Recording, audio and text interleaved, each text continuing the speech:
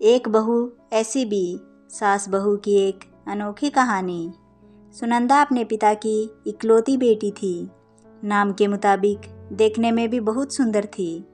जब वह अपने ससुराल गई तो उसे उसके मुताबिक ही सब कुछ मिला, किंतु सासू माँ को यह कहाँ पसंद आता है कि बहू अपनी मनमानी करती रहे। एक कहावत तो आपने सुनी ही होगी, जो किया बहू से टकरार, खो दिया उसने बेटे का प्यार। इस कहानी के मुताबिक सुनंदा की सास सुनंदा को हमेशा समझाती, बहू ऐसा करो, ऐसा ना करो। नई नवेली बहू को थोड़े ही दिनों में अपनी सासू माँ से चिढ़ पैदा होने लगी।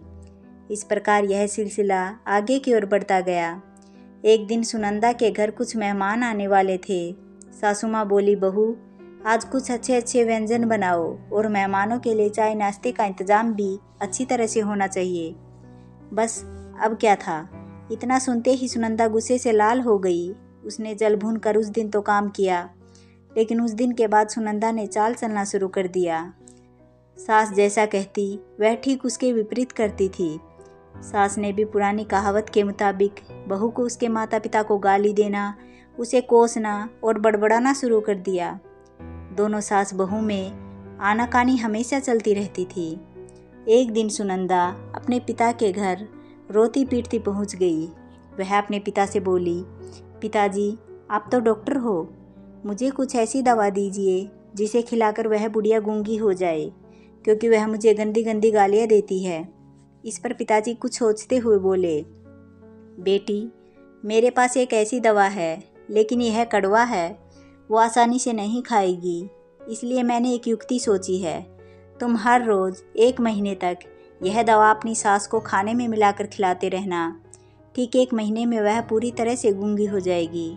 लेकिन हाँ, यह दवा थोड़ा कड़वा है, इसलिए तुम खाना इतना प्यार से खिलाना कि उसे पता ही ना चले।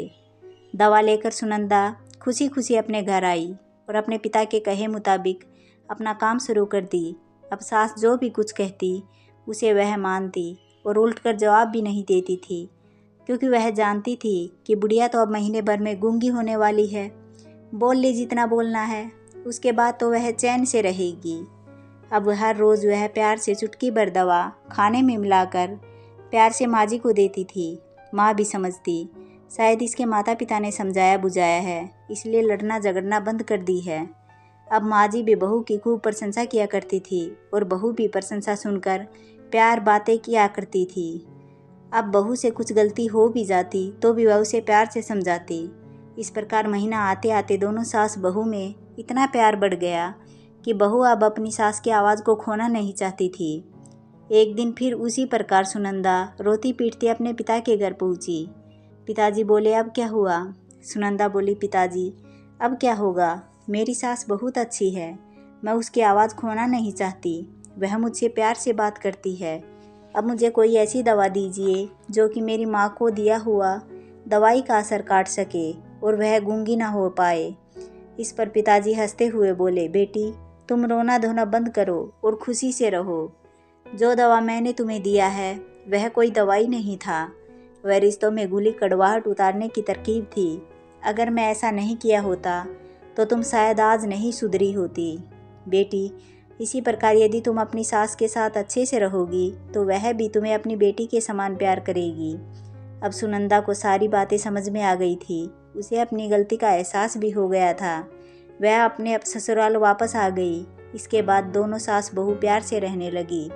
उनके बीच स्नेह और अपनापन का भाव आ गया और घर खुशियों से भर गया। आपको यह कहानी कैसी लगी? अगर आपको हमारी कहानी अच्छी लगी तो वीडियो को लाइक करें और चैनल को सब्सक्राइब करें।